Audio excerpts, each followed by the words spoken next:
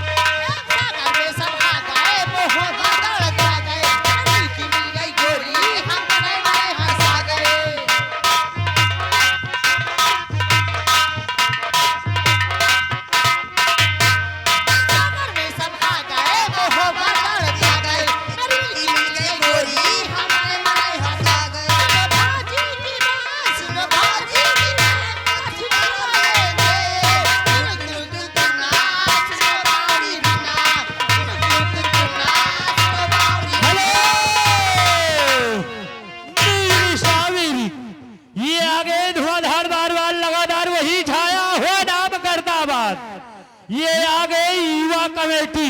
अच्छा युवा कमेटी धर्मेंद्र कुमार विश्वकर्मा भैया जी। अरे क्या करे में ग्राम नेवलगंज की तरफ से मैडम 100 की नोट से 50 रुपए की नाम आ रहा है। अच्छा कह रहे गाना कटेगा अब 60 रुपए।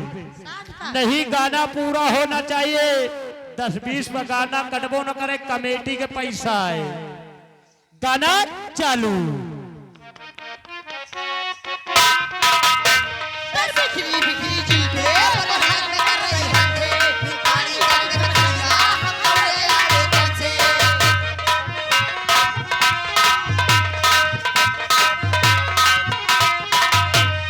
बिखरी बिखरी चीज़ें और हाथ में कर रही हाथे, पानी डाल के रखिया हम दौड़े आगे कैसे।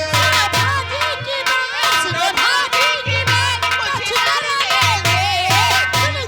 तुम नाच सवारी